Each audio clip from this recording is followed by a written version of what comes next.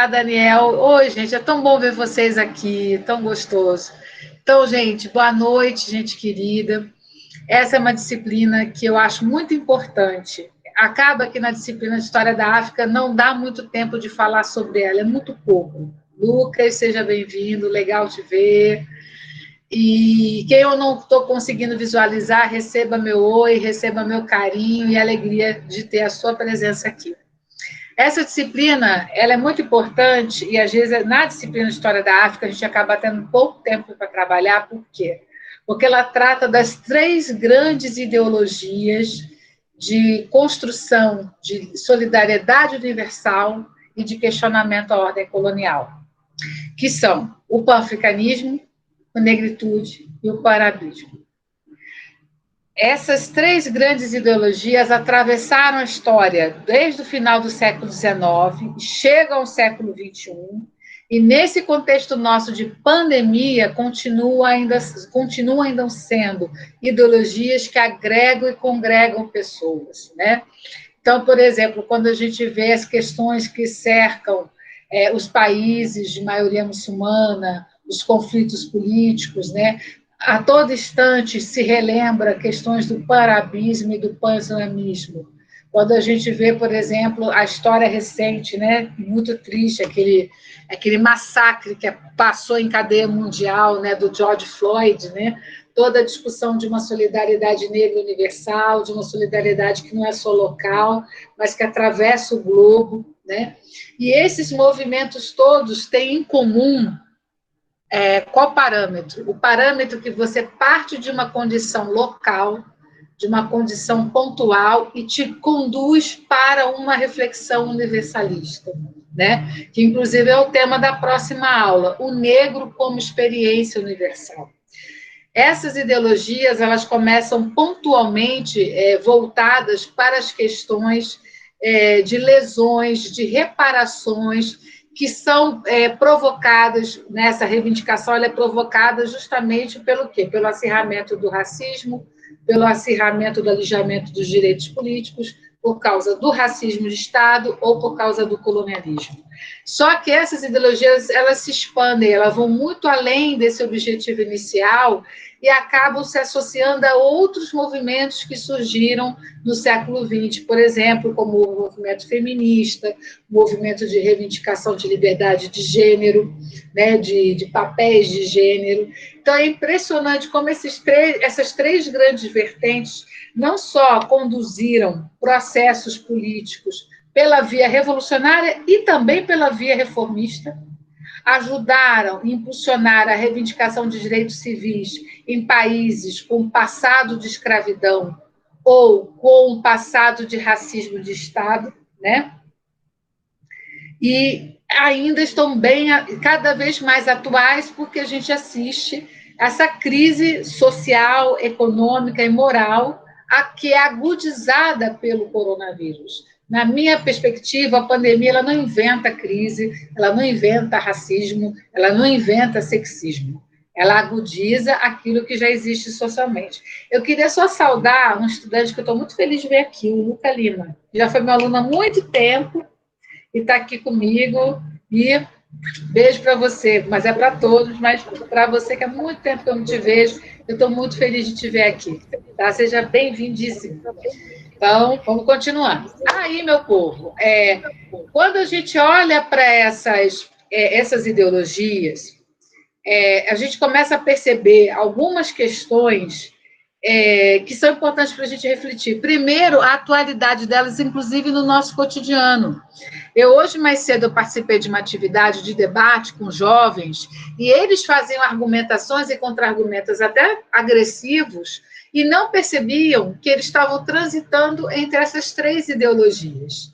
E isso me fez repensar a primeira aula desse curso, né? Eu me propus a apresentar para vocês uma aula completamente diferente. Geralmente, a primeira aula é da apresentação do programa.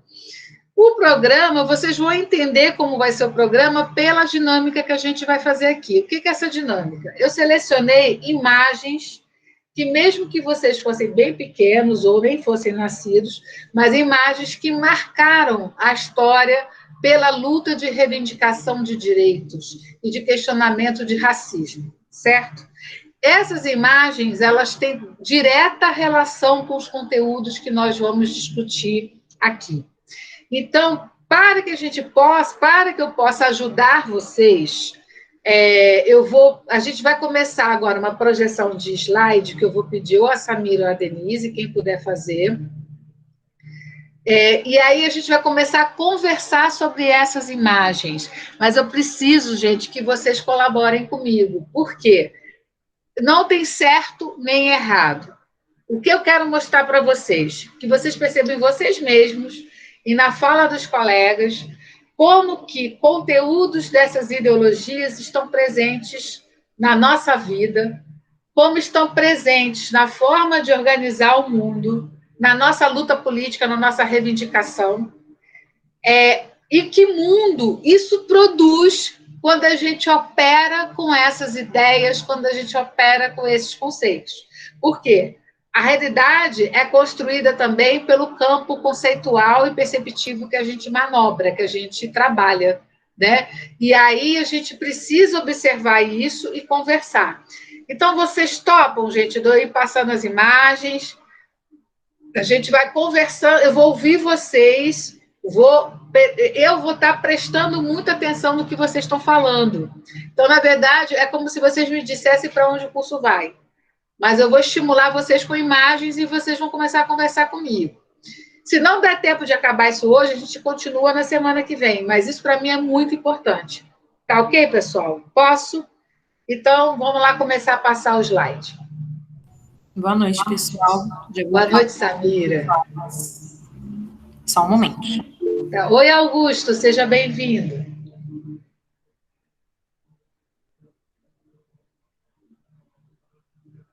Eu quero dizer aqui que nós temos o colega Marcos, da Universidade Federal do Amazonas, está lá de Manaus, fazendo essa aula com a gente, tá?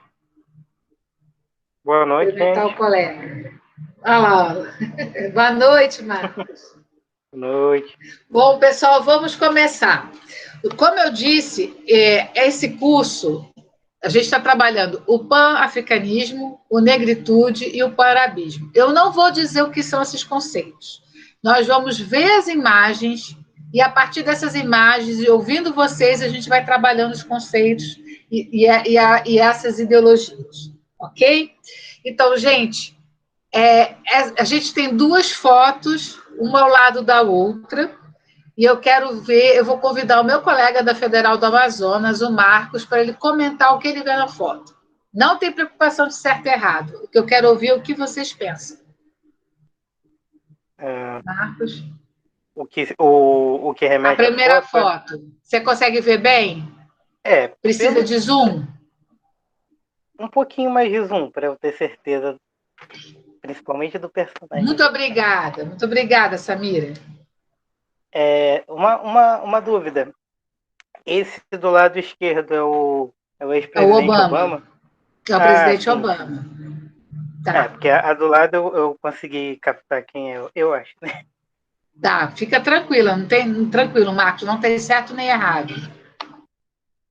A imagem de um lado o presidente Obama, né, primeiro presidente negro dos Estados Unidos, e do lado direito, né, a Rosa Parks, né, que acho que a maioria daqui que estão presentes aqui conhecem, né, daquele episódio no ônibus nos Estados Unidos, em que ela se recusou a dar lugar para uma pessoa branca, né? Ela era, até por uma questão prática, né? Ela, se eu não me engano, ela estava grávida, né? E ela não quis ceder o lugar, e isso ficou marcado como um símbolo de resistência, né? Contra toda aquela segregação racial que os Estados Unidos viviam naquele contexto. E meio que eu entendi que o Obama ele está exatamente no mesmo banco, né? Para simbolizar meio que um avanço, né, na luta contra esse racismo sistêmico que ainda existe nos Estados Unidos, apesar deles terem elegido um presidente negro. Essa foi a leitura que eu fiz. Obrigado, Marcos. Boa leitura. Mas eu quero ouvir mais gente. Vamos lá, pessoal. Quem pode me ajudar aqui? Pode abrir o microfone. Toda ajuda é válida. Muito válida. Vai, Professora, Vitória. essa imagem, além da contribuição que o colega deu, ela me remete à ideia de continuidade, né? Eu acho que talvez não só uma ideia de avanço, mas uma ideia de uma luta que permanece. Acho que o Obama sentado no banco, acho que representa reivindicar, talvez, coisas muito semelhantes e parecidas à questão de igualdade racial que a Rosa Parks ela fez, né? Enquanto ela não se levantou do banco, ele assumindo a presidência. Então, eu acho que expressa essa continuidade de uma outra forma, né? Então, é muito simbólico a imagem ser em preto e branco, outra colorida, então a gente vê essa passagem de tempo e como isso permanece, né? Então, é um pouco sobre isso. Ouvir mais vozes. Olhando essa foto, o que vocês percebem? Vamos lá, gente. Quem pode nos ajudar aqui? Porque isso, tudo que vocês estão falando para mim é conteúdo para eu devolver para vocês a explicação. Quem pode ajudar? Por favor. Eu posso escolher algumas pessoas, aí vocês vê se falam ou não. Eu vou escolher a Maiara. Maiara, quando você vê essa foto, o que essa foto te diz? Maiara Rodrigues. De alguma forma, assim, também pelas coisas que foram faladas, eu lembrei, é meio estranho, assim, mas eu lembrei do documentário do Emicida, sobre essas caseiras referências também, né, não deixar esquecer, assim, então eu pensei que esse gesto do Obama também foi isso, assim, tipo, não esquecemos, mais ou menos isso. E, inclusive, lembra a legenda da foto original, que é assim, deixa o lugar, nasceu uma nova América. Tá? Tem tudo a ver, Maiara. Quero ouvir mais pessoas, eu agradeço. Augusto, boa noite, meu querido. Quando você olha essas duas fotos juntas, o que você percebe? Não tem certo nem errado, é falar o que você percebe. Boa noite, querido. Acho que deu algum problema lá com o Augusto, no microfone. Ah, tá bom. Você pode. Então, você vai digitando e eu vou pedir para o Denis de Sena falar. Quando você vê essas duas fotos, o que isso te traz? Oi, professora, boa noite. Boa noite, querido. Eu estava aqui tentando pensar, a partir do que os colegas tinham comentado, e um pensamento que veio até mim é a questão de, mesmo o Obama sendo um presidente, né, um ex-presidente no caso agora, da importância de se manter resistente nessa luta contra o racismo, assim, mesmo ele estando numa posição de grande importância, como, no caso, sentar nesse banco, né, representa a importância de você se manter resistente. Sim. Então, olha só, a gente falou de conceitos de resistência, de continuidade, de passado e presente, de luta antirracista, né, que ela é o símbolo do passado, ele é o símbolo do presente. Eu quero ouvir mais pessoas. Raquel Cristina, lutas por direitos. Obrigada, Augusto. Raquel Cristina, por gentileza, da Silva.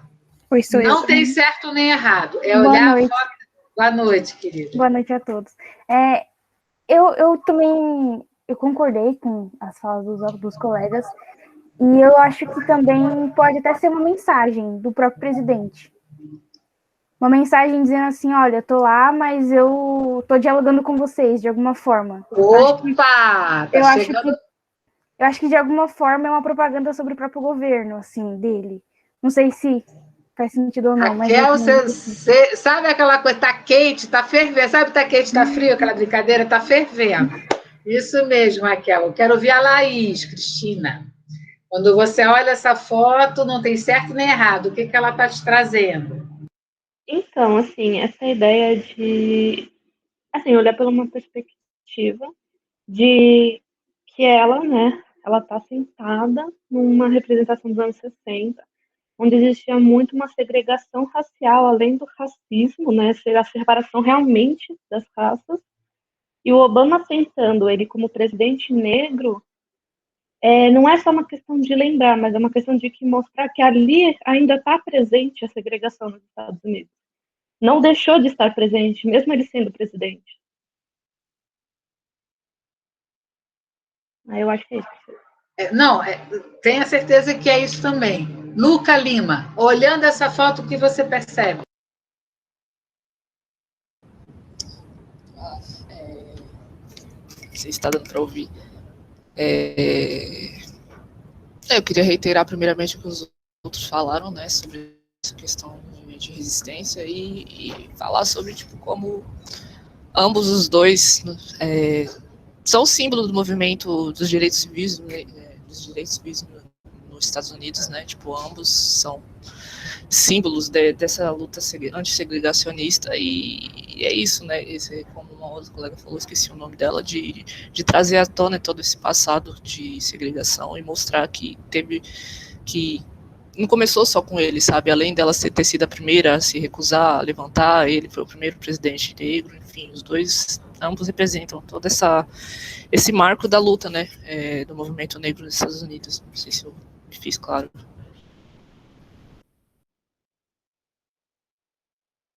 Vamos começar a trabalhar essa primeira foto, que ainda tem mais uma boa sequência para a gente analisar. Tudo que vocês falaram faz todo sentido. Tudo isso está ligado à mensagem, o Bruno aqui também está dizendo, acho que demonstra como um ato de coragem. Peraí, deixa eu achar aqui o comentário do Bruno. Só um instantinho.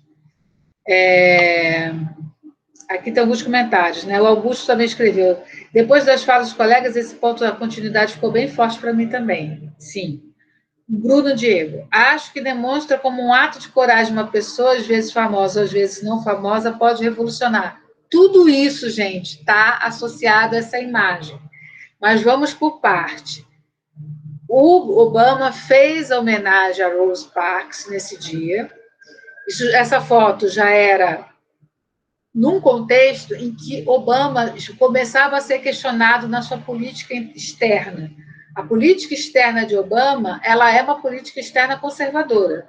A relação com os países de maioria muçulmana, a relação bélica, continua, né?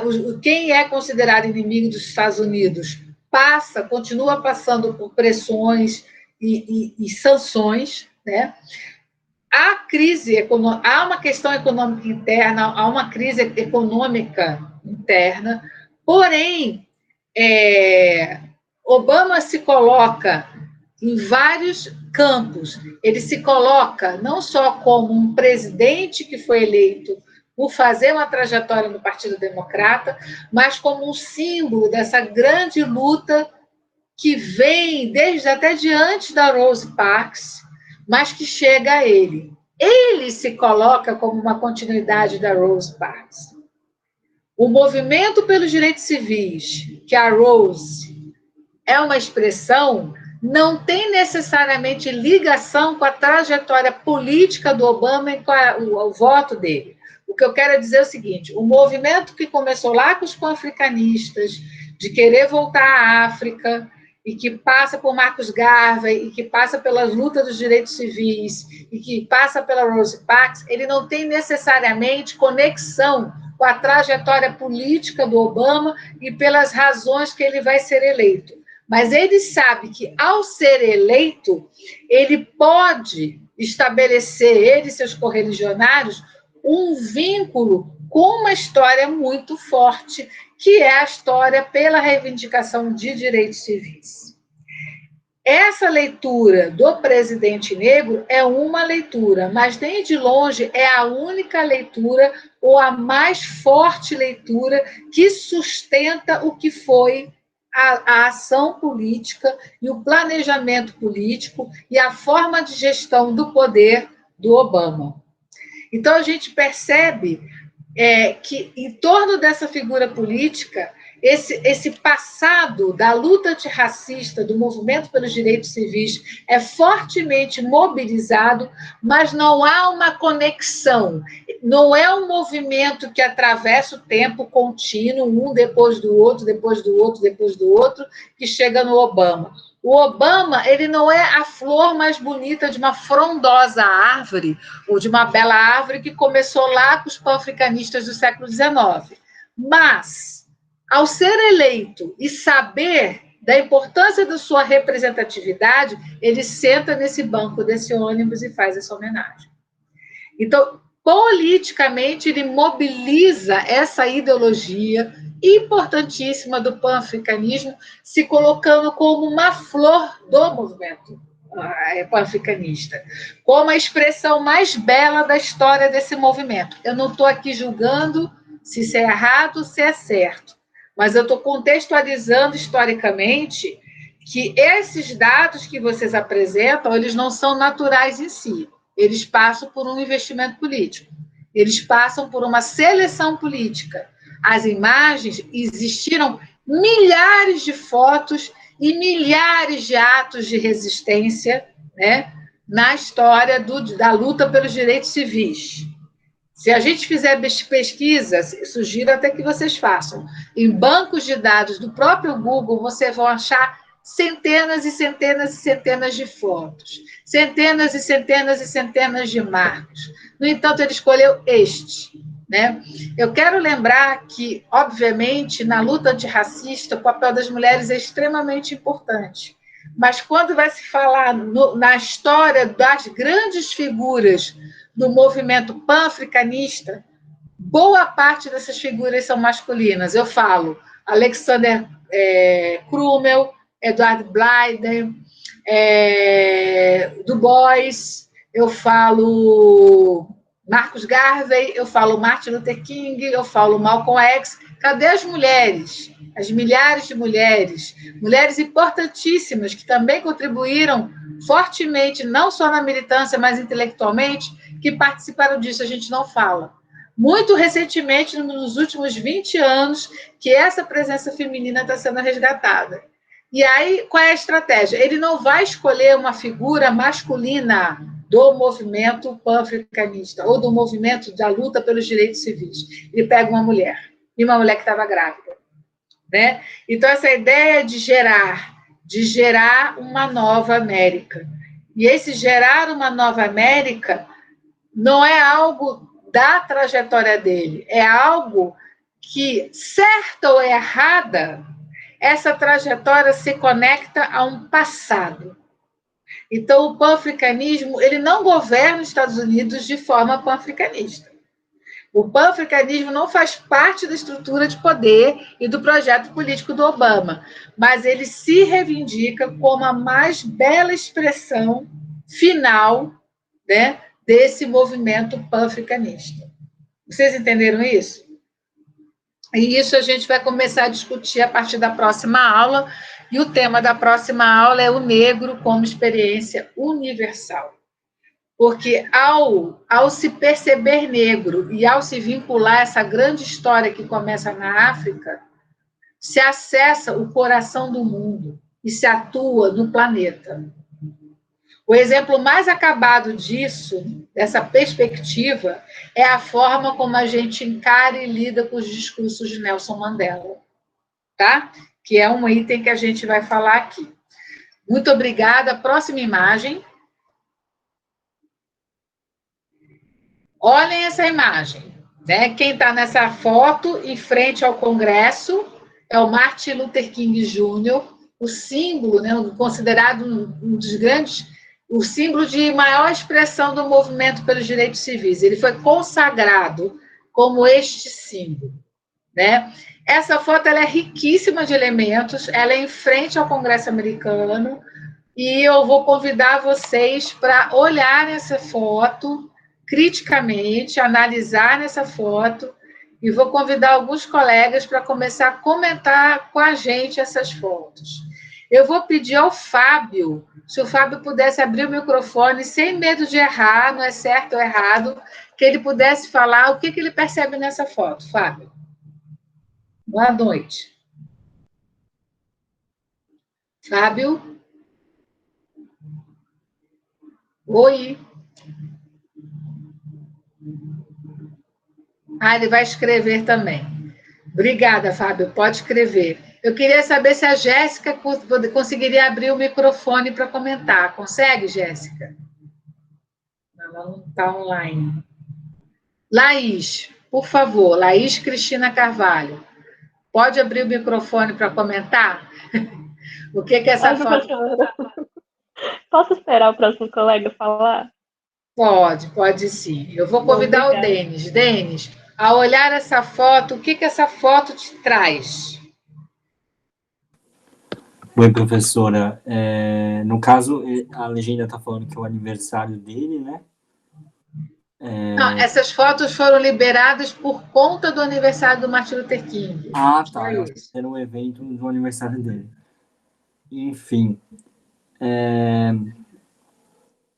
eu acho que eu não estudei muito sobre a figura do Martin Luther King, mas a gente sabe que ele foi uma figura ovacionada e a imagem passa isso.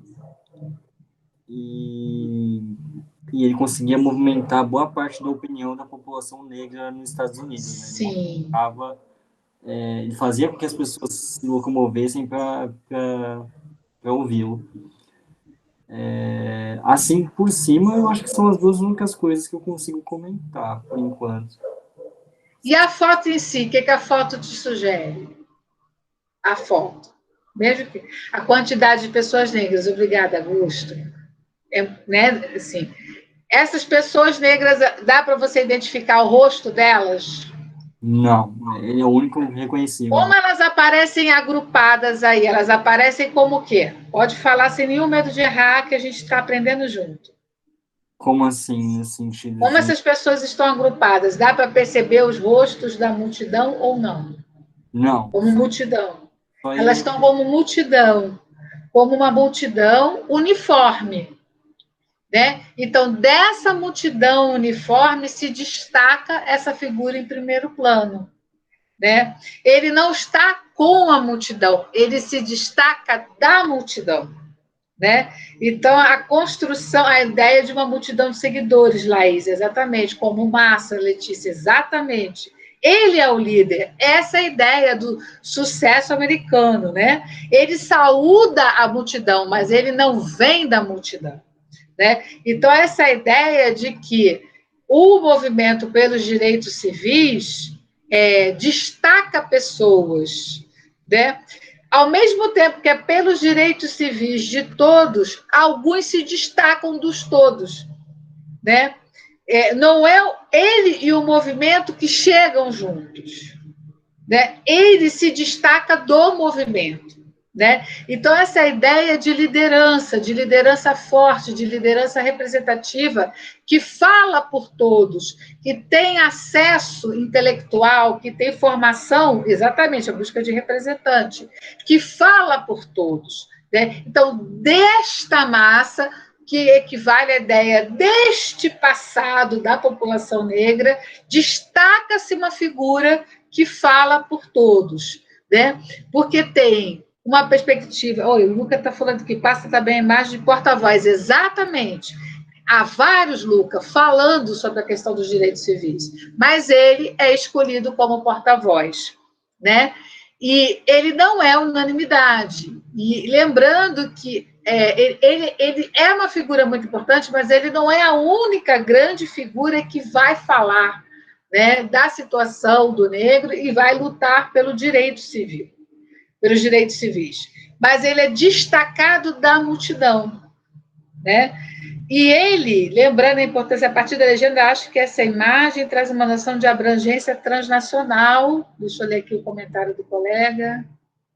A partir dessa legenda, acho que essa imagem traz uma noção de abrangência transnacional e uma ideia de uma luta que une uma identidade que atravessa fronteiras. Exatamente. Mas isso tudo é um exercício de quê? De construção de imagem. Porque ele não é o único que está falando da questão dos direitos civis. Existem outros porta-vozes. E a ideia de... a Débora matou a pau. Obrigada, Débora. É a personificação do movimento.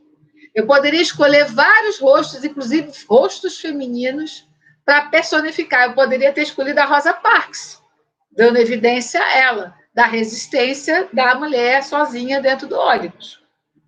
Mas eu escolho ele, que é um homem letrado, é um pastor, e que faz um discurso... a ideia de representante também, né? Mas é que tá, a mulher está no passado, quem está no presente é uma liderança masculina. Então a gente tem que tomar cuidado com as mensagens com a mensagem das imagens também. A mulher foi líder, foi representante no passado. Quem está comandando os Estados Unidos é um homem. O fruto dessa nação é um homem, né? Pode falar, por favor, Daniel. Abre o microfone, ajuda a gente aqui. Oi, professora. Bom revê-la novamente. É bom revê-la. Eu fui só em 2010, no meu bacharelado. Mas aí você foi para a França depois, então a gente teve um pouco de contato, né? Mas poxa, fico feliz de revê-la novamente, ter aula com você. Que bom, Daniel. Que ótimo. Fico feliz. O que eu percebi, professora, é o seguinte: duas questões. A primeira é que, ao meu ver, parece, né?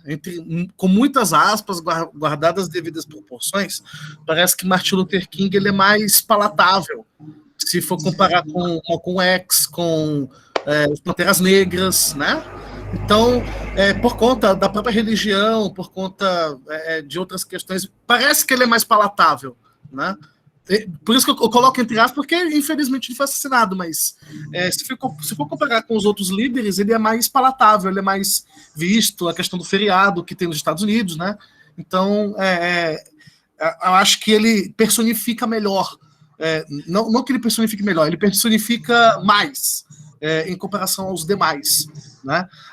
E uma segunda questão, parece muito, só disse que parece, não estou dizendo que parece muito aquelas figuras do culto à personalidade, né? Lembra muito de Túlio Vargas, Stalin, né? Lembra demais. Eu vou mostrar uma coisa para vocês que, apesar de toda a crítica, eu ainda não consigo me libertar. Vocês estão prontos? É uma parede da minha casa. Tá? Eu vou mostrar aqui o que tem na parede da minha casa. Eu comprei para mim quando eu tinha 17 anos e resolvi estudar a África. Não sabia nem como, nem de que jeito. Estava no ensino médio.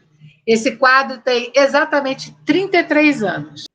Eu não desfaço desse quadro, porque esse quadro e a menina eu mandei fazer quando eu era bem jovem, porque eu queria lembrar que para mim foi uma grande conquista na minha vida aprender a ler e escrever. Eu alfabetizava quando eu mandei fazer esse quadro. Então, eu vi o sofrimento das crianças que tinham dificuldade de aprender a ler e escrever. Eu mandei fazer esse quadro porque, para mim, foi a maior conquista da minha vida, mais do que o doutorado, aprender a ler e escrever. E o Martin Luther King, ele era herói da minha juventude. Né? Eu queria, né, um mundo melhor, né, e achava que ele era o símbolo desse mundo melhor. Obviamente que eu já caminhei muito depois dos 17 anos, né? A minha vida andou bastante. Mas eu, em homenagem a essa menina que eu fui e que sonhava, porque quando eu comprei esse quadro, eu disse para mim mesma, eu vou ter uma biblioteca de livros de África, que eu queria ensinar sobre a história dos meus ancestrais, e que essa biblioteca eu dedicaria ao Martin Luther King. Aí eu estava namorando o menino, eu falei assim, ele falou, mas você não tem nenhum caderno. Eu falei, não, mas a gente vai ganhar dinheiro. E aí eram umas feirinhas que a gente fazia de festa junina e tal, e a gente vai juntar dinheiro e a gente vai comprar um quadro do Martin Luther King. Aí ele ganhou mais do que eu, juntou a grana comigo e a gente comprou o quadro. Então, esse quadro ele veio antes dos livros. Isso é muito sério, porque quando eu fiz isso, eu estava completamente mobilizada por essa ideia de representatividade, por essa ideia de porta-voz, de modelo, né? E por que eu botei a menina que aprendeu a ler e escrever, ao lado dele? Porque eu queria acessar o quê, gente? O que eu queria acessar? Eu entendi com 17 anos o discurso. Eu entendi que a gente progride pelo estudo, pelo letramento, né? Pela formação intelectual. Né? Então, ele se tornou, para mim, um símbolo de que você transforma o mundo pela apropriação intelectual. E essa é a mensagem fortemente vinculada à figura do Martin Luther King. E isso tem plenamente a ver com o movimento pan-africanista. O movimento pan-africanista é um movimento religioso, de pastores, de homens letrados que se expressam pelo escrito. E que tem a ideia de que o bom, pleno domínio da língua, da eloquência, da escrita, da narrativa, com essa referência espiritual cristã, era a forma de se superar o racismo, de se conseguir o quê? A ruptura? Não, a integração social. Essa é uma perspectiva, no entanto, ele vai se tornar o símbolo. Existiram outras perspectivas do movimento pan-africanista. Eu mantenho essa foto, e muita gente já brincou comigo, porque tem uma Iemanjá na frente também dele, não sei se vocês chegaram a ver. Por que eu mantenho a parede das minhas referências? Por que eu mantenho? Porque eu lembro o quanto isso foi forte na minha vida, o quanto o pan-africanismo foi fundamental na minha vida de jovem, de decidir ser professora, de escolher o letramento, de escolher falar bem, escrever bem, para progredir, para a ascensão social, para ensinar ao próximo, para ajudar. Junto com ele, uma figura que não tem nada a ver com ele, mas o discurso de conciliador uniu foi a figura do Steve Biko na África do Sul, quando ele incentivava que, para a gente libertar o povo negro, a gente tinha que alfabetizar as pessoas. Então, eu fui ser alfabetizadora. Eu alfabetizei por 14 anos, porque eu queria libertar as pessoas através da alfabetização. Né? Então, eu sou um exemplo acabado de uma mulher negra que se identifica com esse caminho e que faz a crítica e que hoje problematiza, mas eu entendo que essa foto, que é exatamente nesse dia dessa foto que vocês estão vendo, né, ela ocupa para mim um lugar de referência, de empoderamento. Ela traz para a minha geração, para quem foi criança e dos anos 70 e adolescente e jovem nos anos 80, ela é um símbolo muito importante. Tá bom? Vamos avançar para a próxima foto. Essa próxima foto ela é fantástica. Dentro desse próprio movimento pan-africanista, uma fala divergente com outras referências, com outros símbolos. A figura fantástica do Malcolm X, com simplesmente o Egito faraônico como referência. Né? Essa foto ela é maravilhosa, ela tem uma história, e essa história do Egito a gente vai começar a ver um pouco aqui, mas eu queria um pouco ouvir vocês antes de eu contar a história dessa foto. Vamos lá, Vitória, quando você vê esse homem com essas pirâmides atrás, o que você sente, pensa, o que isso te traz? Eu não tenho outra Vitória na sala, sempre tem mais de uma. É Vitória Nascimento, só tem você. Então tá bom. Assim, de cara, vem a ideia de poder, né? Não sei, essa ideia de poder, de realeza, de resgatar uma história que não é história, sei lá, ligada a simplesmente a ideia da escravidão, né? Mas uma ideia de riqueza, de construção, de ciência, de humanidade, né? Quando eu lembro do Egito, não sei, que eu também trabalhei uma época como educadora, e o Egito eu trabalhei muito a questão da matemática, né? A origem da matemática, o Museu de Ciências. Então, me lembra muito essa ideia da construção do próprio conhecimento, né? Você falando sobre essa ideia da alfabetização, né? Desse acesso, não sei, me remete a isso. Sim, Marcos, quando você vê essa foto, o que essa foto te traz? Marcos Vinícius. É uma espécie de conexão dele, né, o Malcolm X, com esse espaço atrás dele, né, o espaço africano, né, uma conexão dele com essa história do continente africano. Foi a primeira coisa que eu pensei, assim, quando eu olhei a foto. Fantástico. Daniel, pode falar. Você me escreveu, mas eu queria que você falasse, que é interessante. É porque eu lembrei do pan-arabismo do Nasser, né? Então, foi a primeira coisa que me veio à mente, assim, por conta da relação de Malcolm X com o islamismo, né? Então, tanto ele quanto o Nasser, né, eles traziam uma ideia de ruptura com entre aspas, o ocidentalismo, né? Então, não era uma ideia tão de integração como é o caso de Martin Luther King, né? Por mais que o pan-arabismo fosse uma integração entre as nações árabes, né, de língua árabe, de fala árabe e também da religião islâmica, mas, sobretudo, uma ideia de resistência à questão ocidental, à fundação do Estado de Israel em 48, então traz muita coisa para a gente pensar, né? E também me traz aquela música também do Carnaval de Salvador, né? Do Eu Falei Faraó. Né? Não. Não tem como não lembrar. Exatamente. A Jéssica, desculpa, Daniel, a Jéssica levantou a mão. Fala, Jéssica, só um instantinho, Daniel. Jéssica? Acho que ela deve ter apertado sem querer. Não, a Denise. Denise, pode falar, minha querida. Eu queria falar que, olhando essa imagem, assim, não tenho certeza, né? Também me remeteu à ideia de um Egito negro, porque o Egito sempre é trazido a ser o Egito branco, aquele que a gente tem a ideia da Cleópatra branca.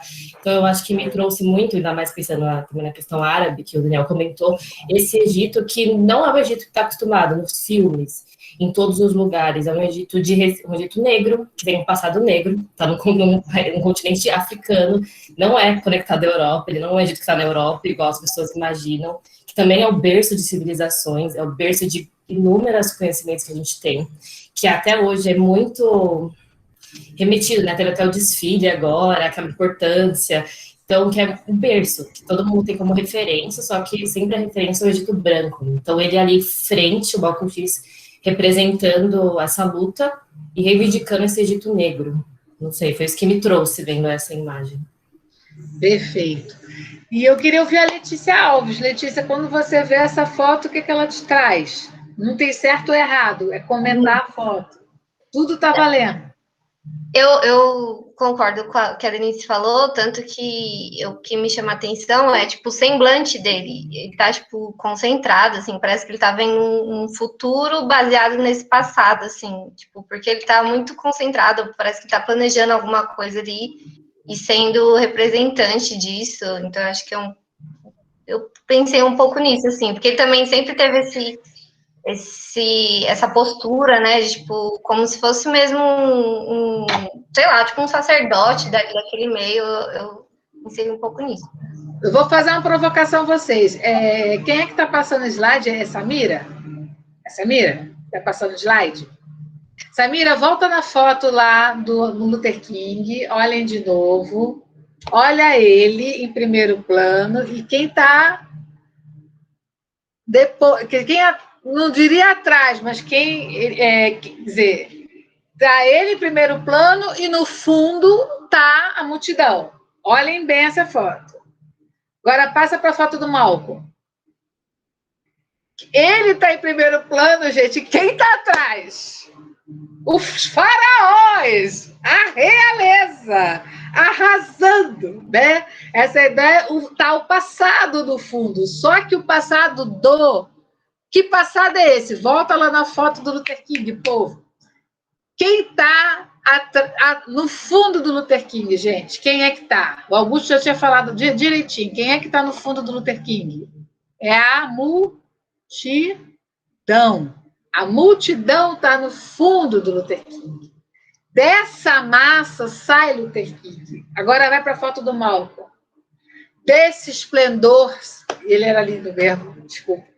Desse esplendor, que ele era lindíssimo, desse esplendor, é o meu momento romântico, desse esplendor sai também esse líder, com referências não cristãs, né? Não sei se a gente vai ter chance de ver na aula que a gente vai ter sobre o Malcolm X, que eu vejo, a partir de uma provocação feita por uma escritora chamada Miriam Garrido, que vocês vão conhecer, alguns até conhecem ela.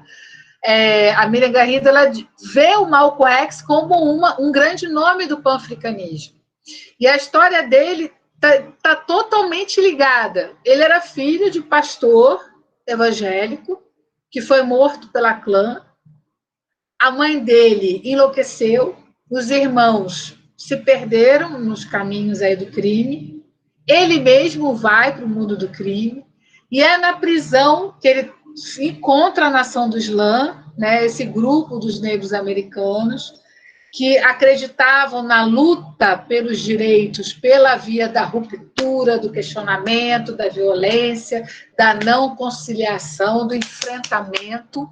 Lembrar que ele é do mesmo contexto histórico do Fanon, ele não leu o Fanon, ele é anterior ao Fanon, mas eles são mais ou menos no mesmo contexto histórico, dessa percepção de que a ruptura passa pelo enfrentamento, pela luta armada, né? E ele tem essa ideia de que o Islã está ligado não ao passado da escravidão, o Islã está ligado ao passado de grandiosidade, de dignidade do homem negro. E o Islã vem de onde? Vem da Arábia, do sul da Arábia, mas cresce, se expande aonde? No norte da África, né? Então, esse norte da África que dá essa expressão, que dá esse caminho, né, de grandeza, de realeza. Ele não está nas referências cristãs, bíblicas, de um povo que é escravo no Egito. O povo que é escravo no Egito é a referência do Luther King. O povo que manda no Egito é a referência do Malcolm X. Né? Então, é outra situação. Então, entende? Assim, se um vem dos escravos, ele vem dos faraós, ele vem das rainhas. Né? Então, isso tudo é muito importante da gente perceber. E aí, a gente tem dois grandes momentos do Malcolm X que a gente vai conseguir ver com calma. Um primeiro momento, esse momento de uma radicalização da luta antirracista, né? Dessa ideia do negro contra o branco também expressando essa ideia de um sistema opressor e desqualificador da população negra. E aí, o que está acontecendo na Ásia, no norte da África, na Ásia, nesse momento da contestação de Malcolm X? A gente tem Gamal Abdel Nasser derrubando o rei Farouk, o rei ligado aos projetos neocoloniais para o Egito, né? E trazendo, né, colocando o pan-arabismo como uma forma de organização política do Egito, de se pensar uma união dos árabes e uma união dos povos do centro e do sul da África sob liderança do Egito. E, a partir disso, exercer uma liderança mundial de apoio a quem? Às comunidades muçulmanas fora da África e fora da Ásia. E aí, sob patrocínio e apoio do Egito nasceranista, diversos muçulmanos fora da África, fora da Ásia, nos Estados Unidos, fizeram peregrinação a Meca. Eles saíam dos Estados Unidos, iam para o Cairo, e do Cairo seguiam, por isso essa foto dele é do caminho de Meca, e do Cairo seguiam para a peregrinação, que é a foto seguinte. Por favor, Samira. Professora. É a foto dele em Meca. Só um instantinho, pode falar, gente. Não, eu só queria fazer um comentáriozinho sobre a foto dele. Por favor. Eu não sei se eu estou viajando muito, mas geralmente em fotos turísticas, quase todas as fotos que eu já vi de pessoas que visitam as pirâmides no Egito, as pessoas fazem questão de ter uma foto à distância para demonstrar a grandeza das pirâmides, né, a imponência delas, etc. E eu acho legal que nessa foto ele se coloca justamente acima da pirâmide. Então, isso me passou também uma imagem de grandeza muito forte. Exatamente, ele está acima da pirâmide. Ele é a flor dessa herança faraônica, dessa África insurgente, dessa África poderosa, dessa África rica, não da África que foi escravizada. Não da África que foi escravizada e que, quando olha para o Egito, se vê na situação de escravizado, mas na situação do Egito que escraviza, do Egito que é rico, do Egito que comanda, do Egito esplendor. Aí a próxima foto, gente, é a foto dele em Meca. Essa foto, ele posou, obviamente, né, para fazer essa foto, mas há uma história muito forte dele nessa peregrinação. E eu queria que vocês prestassem atenção. Quando ele está nos Estados Unidos, ele acredita que o Islã é o orgulho negro, reforça o orgulho negro, mas é o negro que ele conhece, é o negro da vida social dele nos Estados Unidos. E ele achava, como todo mundo que não conhece a África, mas que tinha a África como uma utopia, como o berço do povo negro, ele achava que ia chegar na África e ia encontrar a mesma realidade que ele vivia nos Estados Unidos. a mesma relação que ele tinha com os outros negros. Quando ele chega no Egito, ele se depara com um país africano e árabe. Ele é recebido por pessoas, por árabes brancos, por árabes negros, por árabes com traços asiáticos, que lembravam os chineses, que lembram os antigos mongóis, né? E aí, que quando ele vê isso, o que ele se dá conta? Ele se dá conta de que o problema não é o conflito branco e negro, porque ele encontrou uma realidade em que brancos não viam ele como negro, o viam como um muçulmano praticante da religião. E quando ele chega a Meca, ele vai encontrar mais e mais pessoas de pele muito clara e brancas que vão tratá-lo e recebê-lo cordialmente. E ele chora na Meca. Em Meca ele chora. Ele chora. E ele chora por quê? Ele chora porque e essa história está muito forte na autobiografia. Ele chora porque ele chora toda a dor do racismo que ele viveu. Ele chora todo o ódio que ele passou. Ele transcende com as lágrimas toda a dor que ele viveu. E aí, o que ele vai perceber? Ele vai perceber que o problema não é o confronto branco e negro. Não é a luta que ele estava acostumado a viver nos Estados Unidos. A grande questão era o capitalismo, que oprimia a brancos e negros. Porque ele ganha essa dimensão universalista através também do caminho da religião. E aí, quando ele retorna para os Estados Unidos e começa a questionar a realidade e a situação do ponto de vista do capitalismo, sendo os Estados Unidos a nação mais capitalista do planeta, aí ele é morto. Aí ele se torna um perigo insustentável. Ele se torna uma ameaça insustentável e insuperável. E esse ponto a gente vai estar discutindo isso, né? Porque ele sai da ideia da violência e do confronto para a ideia de um enfrentamento pacífico contra o capitalismo, de uma união contra o capitalismo. E aí, nessa parte, nesse momento, ele é assassinado. Tá? Próxima foto. Aliás, essa foto é na Mesquita do Cairo, ainda não é em Meca, tá? Falei besteira. Mas em Meca ele tem um grande encontro, né? Ele tem essa percepção. Quando ele chega em Meca, ele encontra inúmeras pessoas com a pele muito mais clara e brancas, né? De que o problema está em outro lugar. A questão racial ela faz parte de um problema muito maior. Para ele, a questão racial, quando ele estava nos Estados Unidos, era a grande questão. Mas quando ele sai dos Estados Unidos e que ele amplia a visão de mundo, ele percebe o que realmente ocorre. Tá? Gente, agora a gente vai entrar num tema novo. Para quem já fez a disciplina, Letícia, ou o curso, o minicurso de pan-africanismo, eu estou trazendo agora a discussão da não-violência. A não-violência ela vai atravessar todos os movimentos de libertação nacional em África e de luta antirracista. E aí a gente tem 2 momentos do Gandhi, e nessa parte agora eu quero trazer a discussão da ideia de tradição, problematizar esse tema da tradição. A gente tem 2 formas de pensar a tradição, a partir desses elementos que eu estou colocando aqui. Primeiro, observem bem esta foto do Gandhi. Essa foto já é em 1948, a Índia já é independente. Observem ele careca, idoso, dorso nu, em posição de saudação namastê, que é a posição hindu que diz que o Deus que habita em mim é o Deus que habita em você. Então, de novo, a questão, né, de um entrar no mundo indiano pela religião, de entrar no mundo africano pelo Egito faraônico, de entrar no mundo africano pelo Antigo Testamento. Então, a religião como uma utopia de quê, gente? De integridade.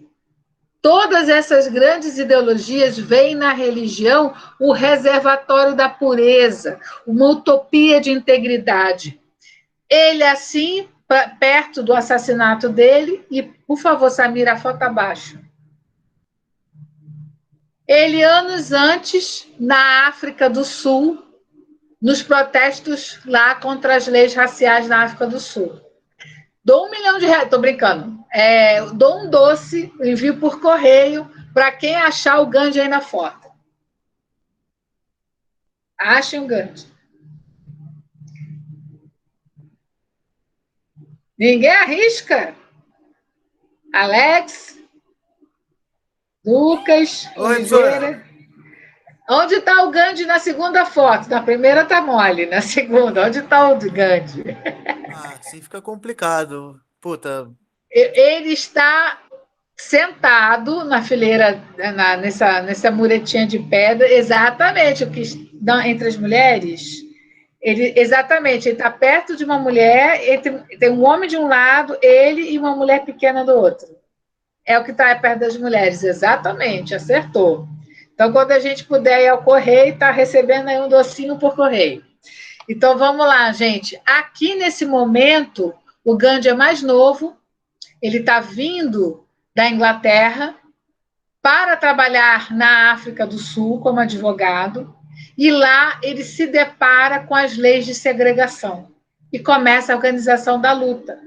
Nesse contexto, ele não está rompido com a ideia de império inglês. Ele se sentia súdito do império.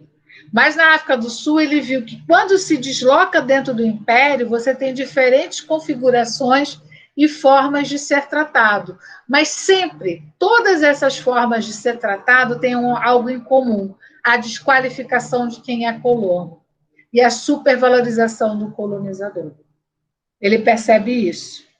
E aí, ele, nessa fase, já é uma fase em que ele protesta contra o racismo da África do Sul, mas ele acreditava que era possível reformar as leis do Império colonial, que era possível ter uma forma melhor de se viver dentro desse Império colonial. Mas aqui já é um início de uma ruptura. Ele já está formando o Ashram, né, uma comunidade que se viveria valores econômicos, sociais, espirituais, embasados, né, na história da religião do hinduísmo. Lembrando que a Índia é um país, né, com uma história de pluralismo religioso muito grande.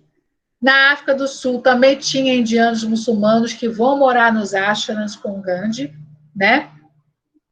Mas os valores que ele acreditava do hinduísmo, que poderiam ser universalistas, era a ideia da não violência, né? E dessa ideia da solidariedade e do trabalho comum, do seva, né? Do serviço desinteressado. Só que tem uma diferença entre esse Gandhi, que já protesta, já busca trazer valores hindus. Nesse contexto, pode subir a foto, para este Gandhi. Qual é a diferença com relação à história espiritual que existe do Gandhi? Da foto mais nova, pode baixar de novo, Samira. Uma foto de 1910, 1919, ele era bem jovem, né? O período dele na África do Sul. Ele tinha uns 20, quase 30 anos de idade aí. Para esse Gandhi mais velho, dorso nu, como um renunciante de mãos postas. Qual é a diferença? Em relação ao lidar com esse passado da religião. O que acontece com esse homem que anteriormente lida de um jeito e passa a lidar dessa forma? Vitória, vamos lá. Responde aí, sem medo de errar, porque não tem certo e errado. Não sei, acho que a religião, nesse caso, se torna um meio, né? Um meio, uma porta para, não sei, para os objetivos que ele tinha em mente. Não sei, quando eu vejo isso... é complexo, mas é uma forma de se alcançar, uma forma de se comunicar, né? Sim. Então, você se torna... Quando você olha um símbolo religioso, ele já tem toda uma carga, né?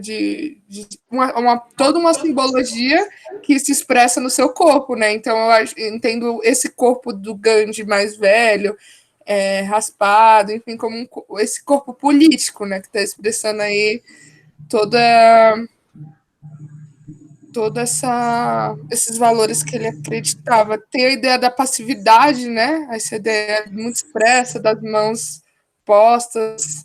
Então, acho que a não violência está muito caracterizada assim, nessa imagem, diferentemente da segunda, que são machado de... tá. Não estava identificando as ferramentas, mas são ferramentas de trabalho. Mas nessa segunda foto tem muito a ver com a ideia da construção coletiva, né, no trabalho, sobre algo a ser construído, né, algo que é... Como eu posso explicar? Algo que ele partilha com os outros. Isso. E na outra foto ele encarna sozinho. Exatamente. Olha só. Vocês entenderam isso, gente? Aqui da juventude é essa busca do espiritual como passado, um passado não tocado pelo colonialismo, ela é feita em grupo, ela é dividida com todos, certo? E na outra foto, ele encarna sozinho. Teve uma pessoa que lembrou aqui, que lembra a foto do Martin Luther King, né? A multidão e ele, né?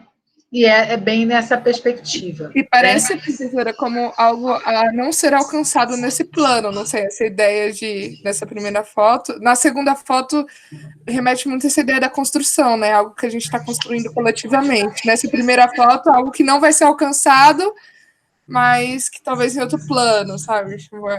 Não sei, é um pouco. Faz todo sentido, faz todo sentido. Lucas Oliveira, ao olhar as duas fotos, do ponto de vista dessa história espiritual da Índia, não quer tentar? Hein, Lucas? Tá bom. Denis, olhando essas duas fotos, o que você percebe? A Sinfone, tá certo. Professora, com relação à segunda foto, na verdade, o que eu percebi já foi comentado, que na segunda foto passa mais essa ideia mesmo de uma jornada mais plural, enquanto a primeira é um destaque mais individualista. Eu não tirei mais nenhuma percepção das imagens, não. Pois é. Professora, posso falar? Pode, claro, por favor. Assim, tipo, a gente conversando aqui, conhecendo o Gandhi, eu acho que é um pouco mais fácil de falar. Mas quem não conhece, olha para as duas imagens. A segunda imagem, que é a marrom, a dele né? sozinho. Não, a dele em grupo, ele foi coletivo. Você não sabe quem é Gandhi. O grupo, ele é um grupo. Ele está junto com o grupo, ele faz parte de um grupo. Você olhando para a imagem, você não sabe quem é Gandhi. Você só sabe que ele está junto com trabalhadores e bom, ele é uma das pessoas. Ele não é a pessoa. Então, ele está no meio daquilo. Quando você vai para a primeira imagem, ele é a representação já de alguma coisa. Ele é a encarnação da Índia. Isso. Então, ele é espiritual, ao mesmo tempo que ele é pacífico. Ele está como imagem ali. Ele está representando para alguém. Na segunda imagem com o grupo, ele está junto com as pessoas. Então, ele representa o grupo. Exatamente. E essa ideia de que todas essas ideologias trazem, né, da encarnação do projeto, da busca do passado pela religião, do protagonismo do líder, lembrar que essas ideologias são construídas no momento também que a extrema-direita acha que, através dos fascismos, você também tem que produzir o líder, você também tem que produzir o culto à personalidade. Essas ações, elas não têm o mesmo objetivo nem o mesmo caráter, mas elas acontecem num horizonte político e cultural que tinha essa ideia do culto à personalidade, do líder masculino, do homem forte, daquele que pensa pela multidão, daquele que encarna um projeto. Tudo isso é importante da gente observar também, Laís. Muito obrigada, porque você, ao falar isso, me acionou essa reflexão também. Próxima imagem. Samira, por gentileza, obrigada. Ah, eu adoro essa foto. Essa foto, cadê o nosso amigo que estava aqui falando comigo? Deixa eu ver aqui, é o Daniel, acho que é. É Daniel. Antônio. Oi, querida, é você mesmo. Olha essa foto e comenta você. É o Nasser com Muhammad Ali. Que foto, hein? Que fotão. Que foto, né? Incrível.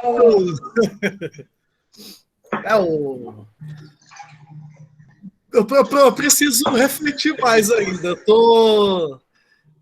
Para ser bem sincero, eu nunca tinha visto essa foto do Nasser com o Não, Muhammad achei Ali. incrível. Alguém aqui não conhece. O Muhammad Ali foi um grande pugilista, lutador de boxe. E ele vai ser também uma das figuras importantes. Ele não era um intelectual do movimento, ele não era um letrado do movimento, mas ele vai ser uma das grandes figuras do movimento pelos direitos civis. Ele tem um ativismo político muito bonito. E uma das coisas, pesquisando para vocês, é que não dava para... Gente, já são quase 15 para as 9, a gente não está nem na metade dos slides, entendeu? Mas só para dizer para vocês assim, eu achei uma foto do Muhammad Ali com o Prince, aquele cantor, o Prince.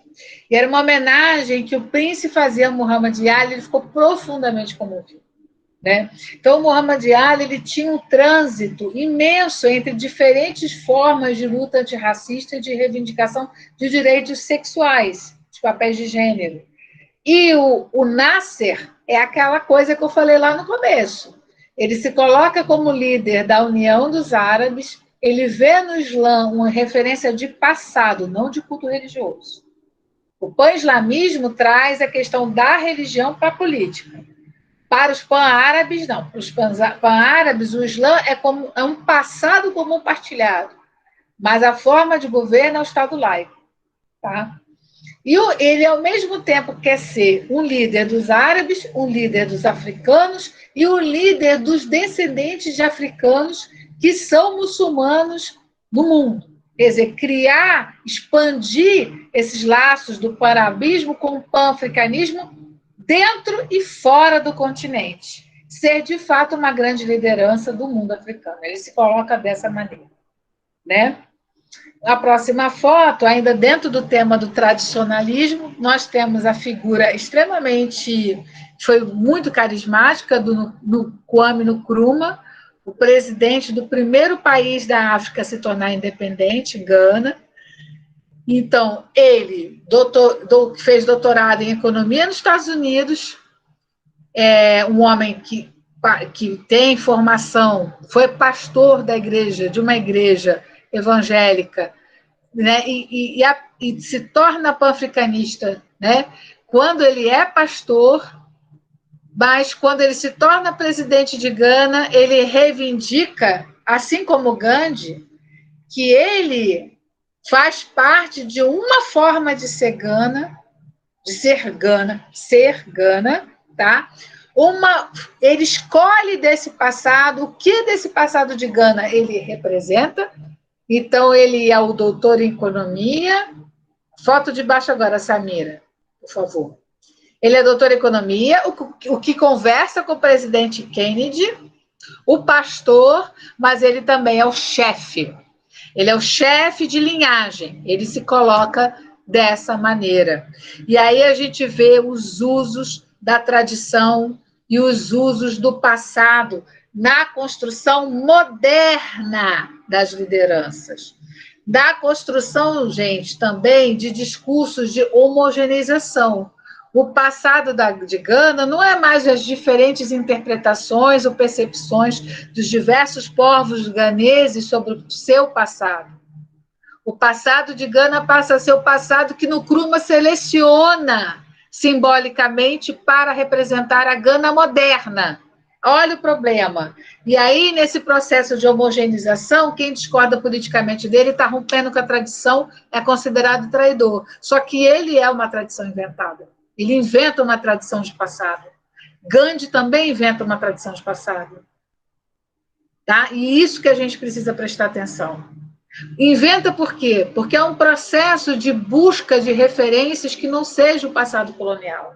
É a busca de um passado em que possa esse passado representar um reservatório, que possa representar a ideia de uma pureza, de uma dignidade, de um orgulho.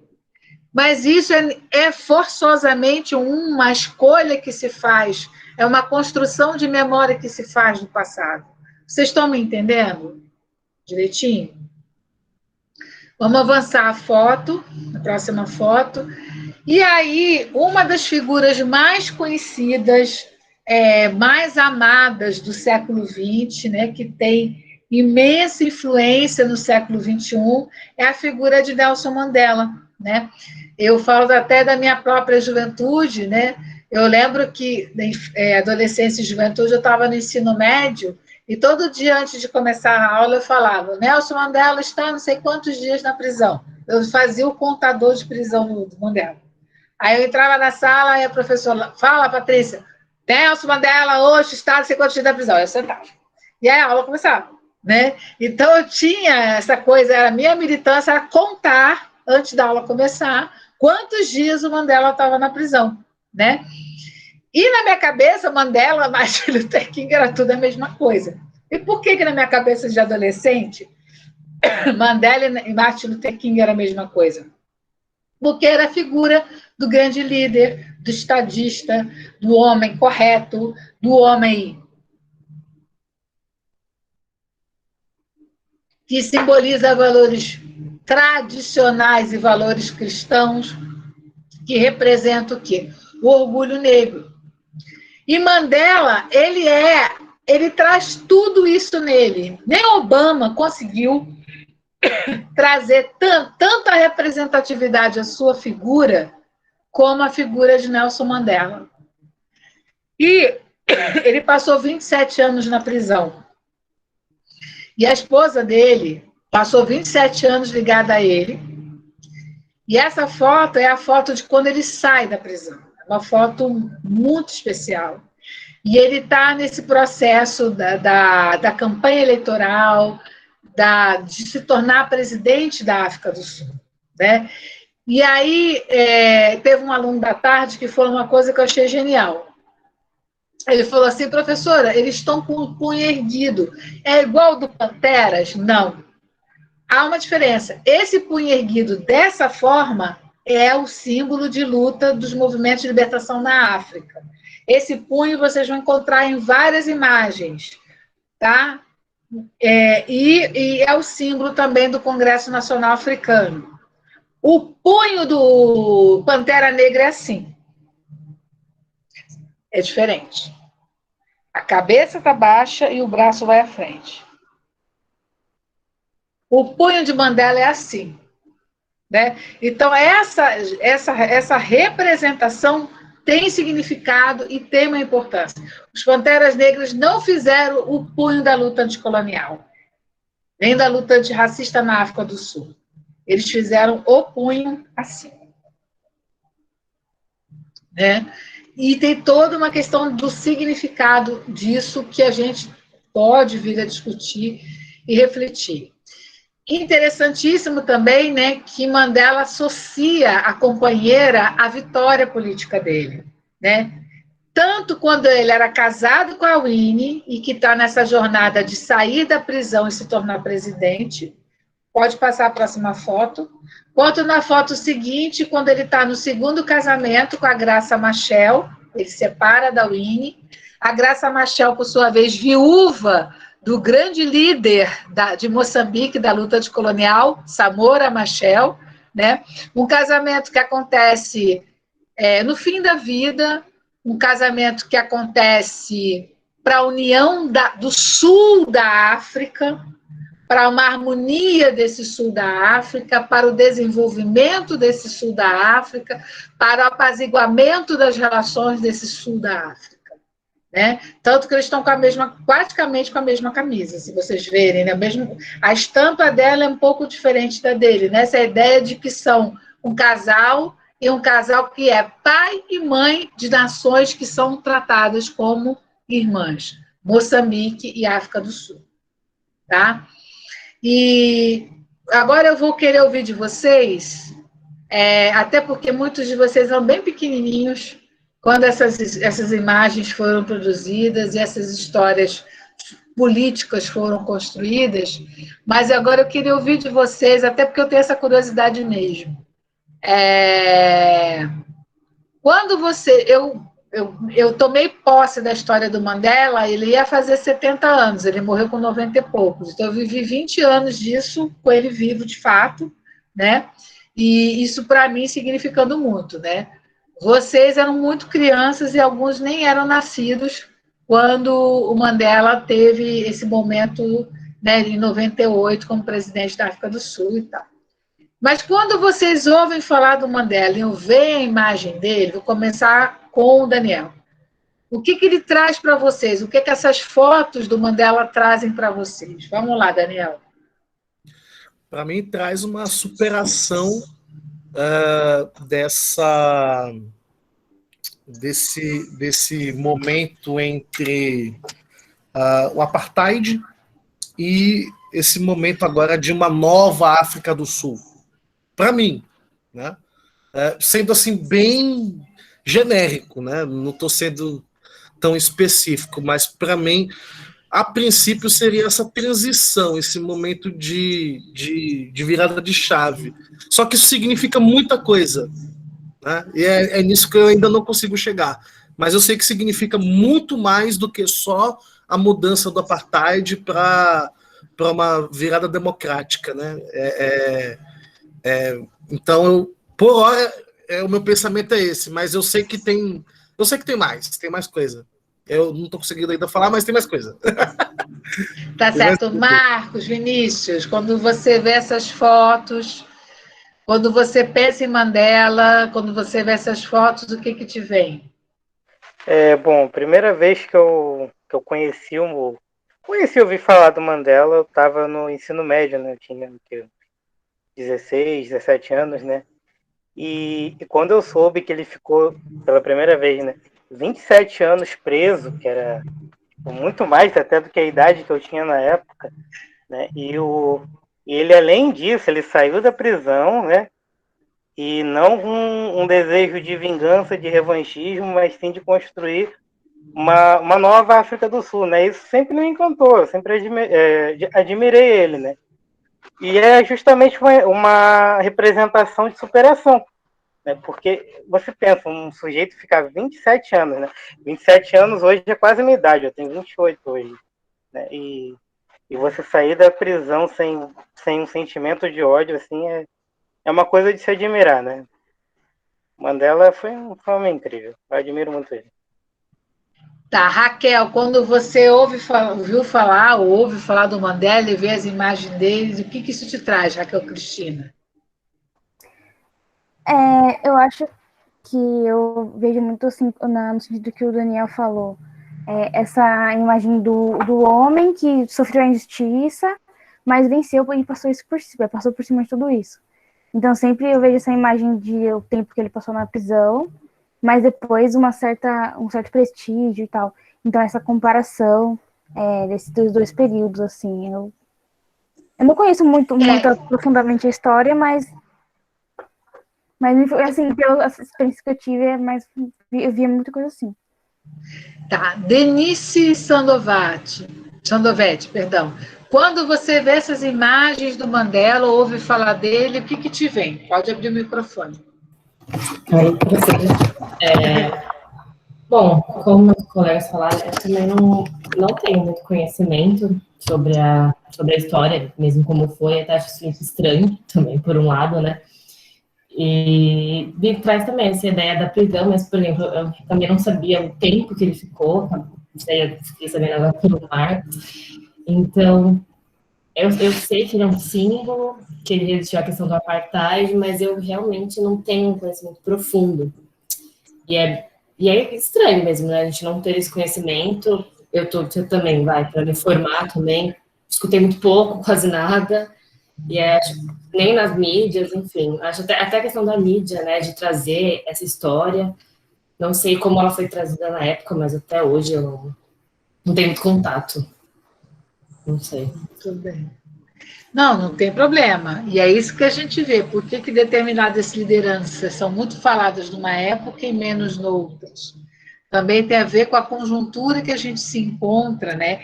Seleções de memória que são realizadas. Eu acho que tem desculpa, só para falar, eu acho também que tem a ver com o país, né? Porque, por exemplo, dos outros a gente sabe, vai Martin Luther King, Malcolm X também tem a ver, acho que, com o país que a origem, né? Que é os Estados Unidos. Então, que é mais o foco também, né? Não sei, a África, por ser mais colocada de lado, assim, a gente sempre tem, só estuda a África da escravidão, então acho que também tem essa questão de onde, né, vem essa liderança, que também é tratada de um jeito ou de outro. Os países árabes também passam por essa situação, né? Não sei. Certo. Letícia Alves, queridona, quando você vê as fotos do Mandela, ou quando ouve falar dele, o que te passa, Letícia? Então, professora, eu sempre tive uma visão um conhecimento muito limitado, né? Eu lembro que, tipo, a época que eu tive maior contato com ele foi na Copa do Mundo, que eu conheci mesmo a figura dele. Você era criança, né, Letícia? Né? Na Copa do Mundo, que foi na época a Vuvuzela, né? Aquela coisa deles lá. A música da Shakira, lá, 2010, eu estava no Fundamental. E aí, só que, tipo assim, eu ouvia muito que ele era, tipo, o herói da África, não sei o quê. Também nem tinha noção do que era a África e do que era a África do Sul, né? Mas até hoje, assim, essa parte do herói ficou muito. Então, tipo, ele realmente como um herói, um símbolo do combate ao apartheid, né? Então, tipo, no meu conhecimento limitado sobre preconceito racial, sobre, enfim, direitos civis, enfim, negros, etc., era ele que vinha na minha cabeça. Era, assim, até hoje. Então, o que eu penso olhando para ele, assim, hoje eu conheço um pouco mais, né? Sei um pouco mais do recorte, mas a primeira coisa, assim, que vinha era realmente essa imagem de um herói da África. De um herói que, sobretudo, numa chave parecida com a do Luther King, ele não quer a vingança, ele teria o direito à vingança, mas ele não faz. Né? E aí tem toda uma escolha política que o Mandela vai fazer e que essa escolha política se encaixa também na própria situação de um país na qual a continuidade do apartheid já era insustentável. Né? E ele se coloca como uma liderança que quer fazer uma transição para que a África do Sul pudesse alcançar um outro patamar, para que a África do Sul pudesse recuperar-se economicamente, para que a África do Sul conseguisse construir mínimo de um consenso nacional para o seu próprio desenvolvimento, né? Então, assim, ele tem todo o mérito do ponto de vista pessoal e emocional na superação que ele exerceu, sem dúvida que há. Mas é uma escolha política não de ruptura, mas de integração para também salvar um país que a minoria branca já não conseguia mais controlar, que já estava decadente economicamente, e que os confrontos e os conflitos raciais se agudizavam cada vez mais. É uma escolha. E é uma escolha que não é só para ele, é uma escolha que a própria população, até muitos dos brancos sul-africanos, vão reconhecer como necessária, uma vez que o país adentrava a mais profunda decadência econômica e a decadência social. Muitos conflitos, muitos confrontos. Né? Então, isso é muito importante da gente observar como que essas três formas, né, essas três ideologias de solidariedade universalista que trabalham com a questão da história do negro, elas vão muito além. Eu vejo pessoas usarem, né, a reflexão do Mandela, falarem do Ubuntu, por exemplo, como algo que não é só circunscrito à realidade africana, como algo que serve para todo o gênero humano, especialmente agora nesse contexto dos efeitos do Covid. Tá bom, pessoal? Então, próximo slide, por gentileza. E aí, eu queria falar um pouco dessa figura incrível, né, do Bob Marley. Né? Bob Marley, ele é o rosto, sempre tem a questão da seleção de memória, que eu falo para vocês, né? O Bob Marley, ele é um dos rostos mais belos e mais agradáveis desse grande movimento, sorrisão lindão, desse grande movimento espiritual, no sentido de uma religação com o transcendente, que não fosse esse cristianismo bíblico, e que não é também o Islã do Malcolm X, que é o rastafarianismo. O rastafarianismo é um culto que começa na Jamaica, que ganha uma conotação religiosa, que busca a força do negro, que busca o protagonismo negro na história do único reino, ou do único rei, que foi Haile Selassie, que não teria sido controlado ou dominado por uma potência colonial estrangeira na África, que é o Haile Selassie da Etiópia.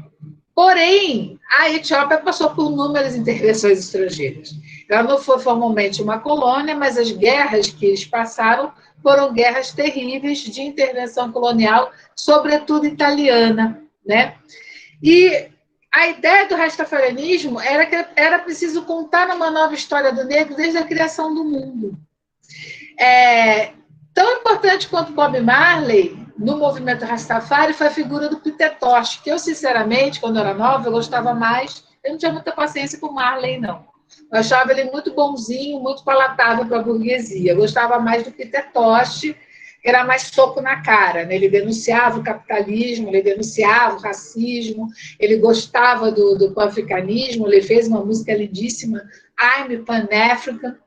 Mas a gente vai envelhecendo, né, gente? E quando a gente chega aos 50 anos, que é o meu caso, você começa a rever que nem muitas coisas você não precisa levar com tanto fervor e com tanta dureza de julgamento, né?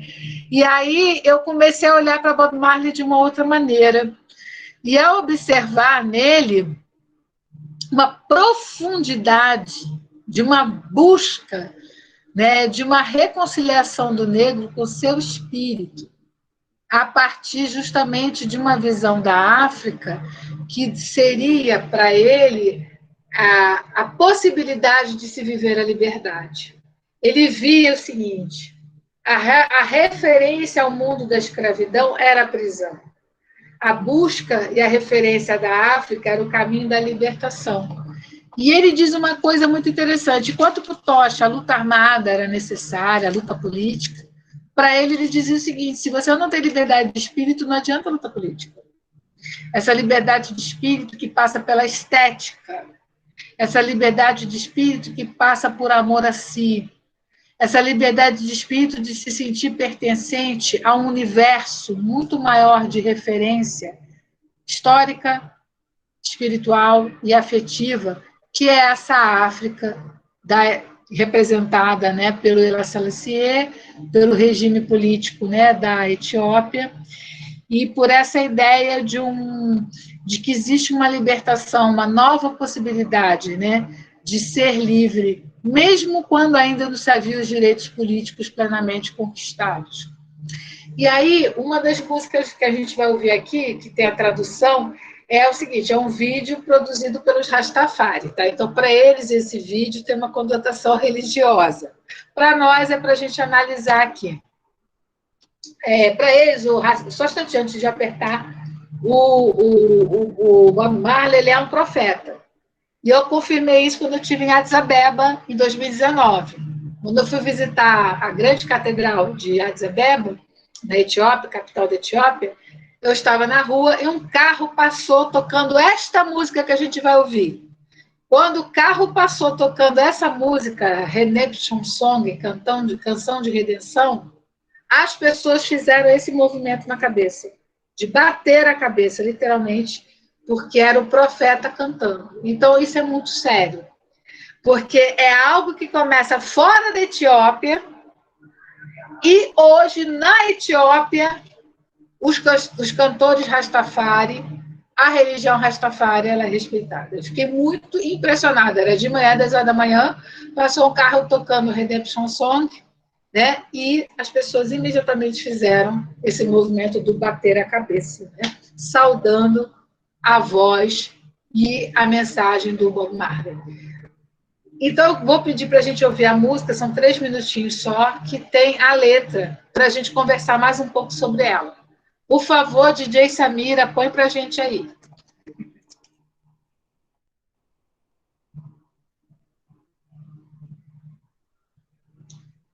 Só um momentinho, professora, porque não está dando para acessar 2 slides, então eu vou acessar de outra forma. Sim, senhora. Só um momentinho. Tá todo mundo calmo aqui, todo mundo tranquilinho.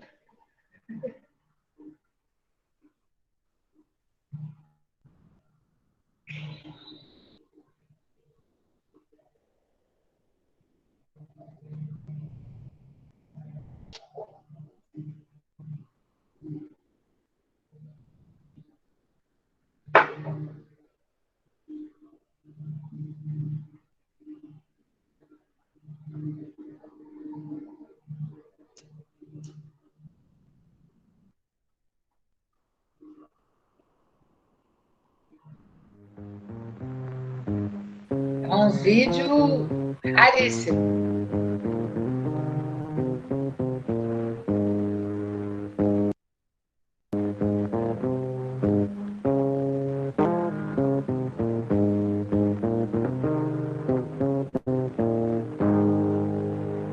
Old pirate, yes, they rabbi, sold I to the merchant ships. Minutes after they took I from the bottomless pit, but my hand was made strong by the hand of the Almighty. We forward in this generation, triumphantly. Won't you live to sing another song of freedom? Is all I ever have. Redemption songs, redemption songs.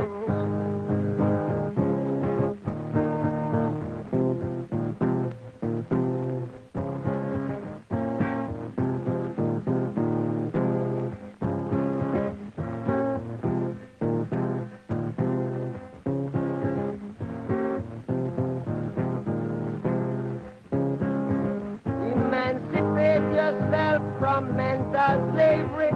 None but ourselves can free our minds. Have no fear for atomic energy, 'cause none of them can stop the time. How long shall they kill our prophets while we stand aside and look? Some say it's just a part of it. We got to fulfill the book. Won't you help to sing another song of freedom? Is all I ever had. Redemption song, redemption song, redemption songs.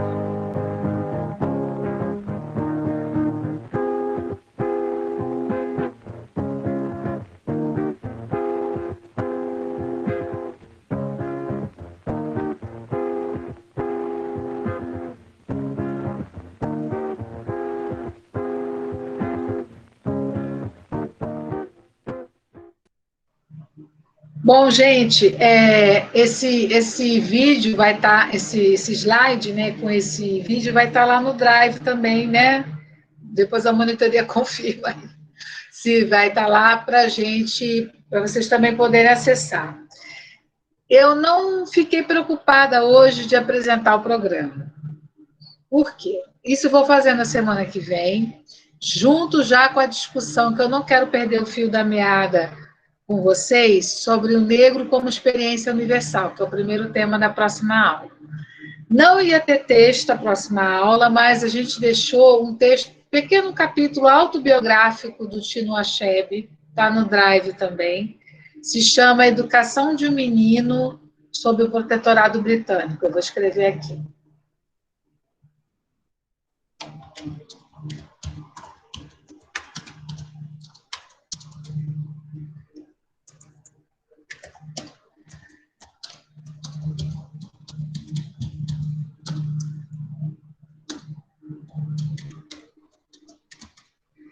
Que é belíssimo esse texto do Chinua Achebe.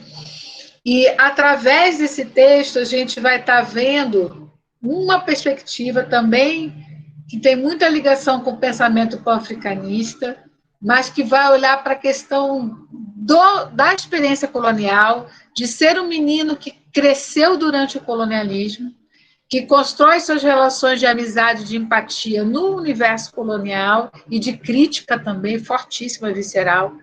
E ele vai trazer um conceito que é o conceito de meio termo, que a gente vai estar refletindo sobre ele na semana que vem. Então, uma parte da aula eu vou estar apresentando e a segunda parte da aula que eu também vou estar aqui junto com vocês, mas a gente vai estar dividindo a bola com a Priscila Marques, que é uma pessoa que é especialista em Nigéria e que está pesquisando e refletindo sobre a história do Chinua Achebe e dessa visão dele de relação à solidariedade africana e também com a América Latina, com os espaços de diáspora africana. Gente, muito importante que a gente tenha ideia, assim, essa disciplina, como as demais disciplinas, são cumpridas e não cumpridas. Porém, nessa disciplina especialmente, que tem muita coisa que a gente não tem disponível em português, que depende muito da minha explicação, é fundamental que vocês estejam online comigo para que a gente possa discutir, né? E aí, ao invés de um relatório, eu passei prova e seminário, né? Porque a prova, quem está assistindo às aulas e está fazendo as leituras, vai conseguir fazer a prova tranquilamente, né, do que passar um relatório por aula, como eu fiz da outra vez. E os seminários é a chance de vocês estarem apresentando em diálogo comigo. Marcos, eu ia te convidar para você participar dos seminários, tá? De você ajudar o pessoal a apresentar seminário, tá bom? Com certeza. Vai ser muito bacana ter essa contribuição sua, né? Esse olhar que é diferente aqui da gente que tem uma formação específica, né? Vocês na UFAM têm um currículo de história muito interessante, vocês têm disciplinas que a gente não tem aqui de história, né? Do Amazonas.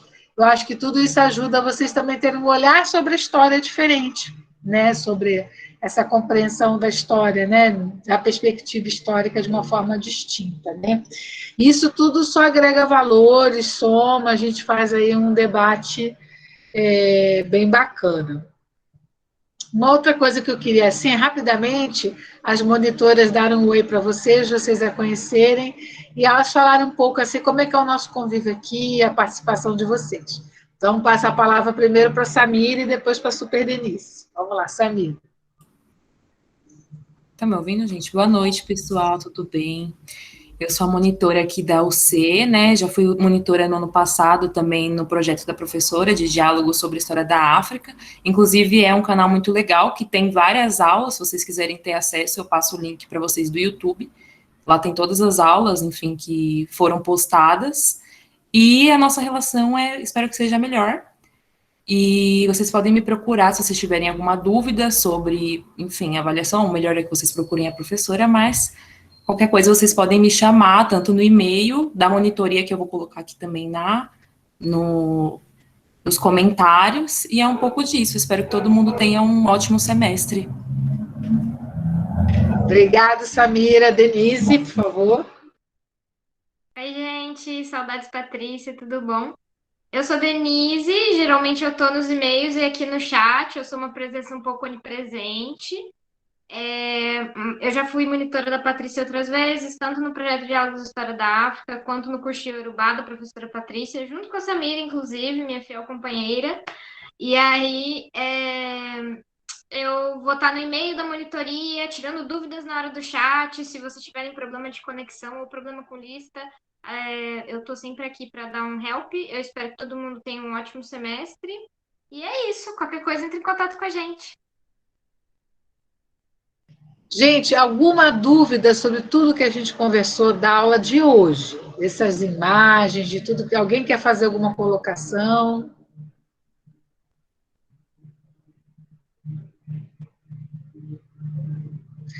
Fala, Daniel. Alguém falou agora? Foi você, não? Quem falou agora? Tem um grupo aqui, tem um grupo. Tem uma pergunta aqui no chat do Bruno, se vai ter grupo de WhatsApp. A gente fez essa dinâmica no último semestre, mas eu não sei se é válido, né? Se todo mundo quiser. Eu acho que é, Samira, com essa coisa. Porque também pode um aluno ter dificuldade que queira falar comigo com urgência, aí ele pode me chamar no privado ou falar no grupo. Também a gente pode divulgar atividades, né? Que podem ser interessantes no grupo. Eu acho que seria, assim, interessante. Tá bom, dá para montar um grupo e mandar o link através dos e-mails. Isso. Deixa eu fazer uma pergunta para a Laís. Laís, uma pergunta. Em História da África, no ano passado foi bem útil, é verdade. Laís, o que você achou dessa dinâmica hoje, dessas imagens, da gente ir tirando o que a gente percebeu disso? A professora foi incrível, né? Já começou o curso bombando para mim. Assim, na minha vivência fora da faculdade, antes, né, de entrar na faculdade, que agora eu estou terminando, eu, infelizmente, nunca tive contato com imagens, né, de como Martin Luther King, Malcolm X, Gandhi, mas ao mesmo tempo, Gandhi eu tive, mas ao mesmo tempo, com imagens de pessoas que já eram mais velhas para mim, quando eu já era mais nova, tipo, meus 5 anos, o Gandhi, e o... como é que é? Esqueci o nome dele, tá na ponta da língua. Malcolm X? Não, o Mandela.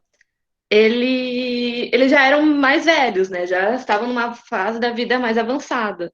Então, quando eu tive contato com eles, eu lembro que eu era pequena e a minha mãe, ela era surreal com o Olodum, né? E o Olodum, ele tem um disco inteiro que ele fala sobre o apartheid, sobre as imagens. E ela cantando, eu pequenininha, eu ficava lá cantando com ela sem saber quem eram as pessoas, quem era o movimento. E a minha mãe cantando, assim, eu lá cantando com ela. Só depois que eu fui criando essa consciência, sabe? Quando eu entrei no cursinho, principalmente, eu comecei a entender e na faculdade eu criei essa consciência mesmo, essa questão de raça, tudo, e como eles são a imagem até hoje muito importante. Então, por isso que sempre quando a professora entra e fala, vou dar aqui uma IC, vou dar uma UC, nossa, eu tô lá participando, porque conhecimento é tudo, professora. Obrigada, Laís. Eu queria ouvir o Marcos, nosso colega que está aqui com a gente. Marcos, o que você achou dessa dinâmica, dessa experiência de comentar essas imagens, da gente fazer essa reflexão conjunta? Eu gostei bastante, né?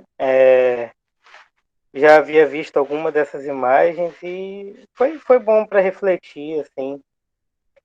Eu também gostei da experiência, né, de participar da disciplina, né? Acho que dentre muitas das coisas ruins dessa pandemia, existe uma coisa boa, né, que é justamente essa aproximação que a gente está tendo através de Google Meet, né, que eu estou tendo essa oportunidade de estar com vocês, que eu acho que num contexto normal, né, eu não teria como, né, ir para São Paulo. E é isso, pelo menos uma coisa ruim, boa nesse monte de coisa ruim, né? Essa possibilidade de estar aqui com vocês, dividindo conhecimento e aprender também, né? Muita coisa. Então, obrigado pela oportunidade. A gente que está feliz de ter você aqui, Marcos. Para a gente é uma honra, é uma alegria, é uma troca, é um aprendizado. Quem já fez... sobre as avaliações. Só uma dúvida sobre as avaliações. Vai ser prova mais seminário também, os 2 relatórios? Olha só, vai ser a prova, tá? Essa prova vai ser assim. A prova é relacionada a esse ciclo de aulas iniciais que eu estou dando para vocês, para os convidados. Prova é relacionada a esse conteúdo. O relatório é relatório dos seminários, tá, gente? Cada apresentação que um grupo faz, a gente vai fazer um relatório de uma página, tá? Então, se são 4 grupos, 4 páginas. Se são 5 grupos, são 5 páginas. É isso. Tá bom? Eu só estou convidando a vocês a não ficarem preocupados com o programa agora, porque eu achava que vocês tinham que entender o que é a disciplina primeiro, né? Entender essas inter-relações. A gente põe separadinho, né? Pan-africanismo, negritude, clarabismo, mas, na verdade, todos esses movimentos estão acontecendo ao mesmo tempo. E uma coisa foi dessa disciplina ano passado, na pós-graduação, outra coisa é agora, nesse contexto da pandemia, em que muitas dessas questões que esses movimentos trouxeram estão novamente muito fortes. Em outro contexto histórico, em outra situação, com outra geração de pessoas. Tá bom, pessoal? Olha, no mais, eu quero agradecer muito a presença de vocês, dizer que para mim é uma honra, né, uma alegria poder desenvolver esse conteúdo com vocês, porque isso me estimula a construir, a criar, a gente fazer realmente desses espaços de aprendizado algo que seja realmente bom para vocês, que me ensine também, né, que me obrigue a aprender, a estudar e a compartilhar. Eu deixo um abraço muito grande, tá bom? Boa noite para todas e todos e até a próxima segunda-feira. Um beijo muito grande, qualquer coisa é só mandar e-mail, tirar dúvida, estamos aí, tá bom? Obrigada, monitoria, pelo lindíssimo trabalho, valeu demais.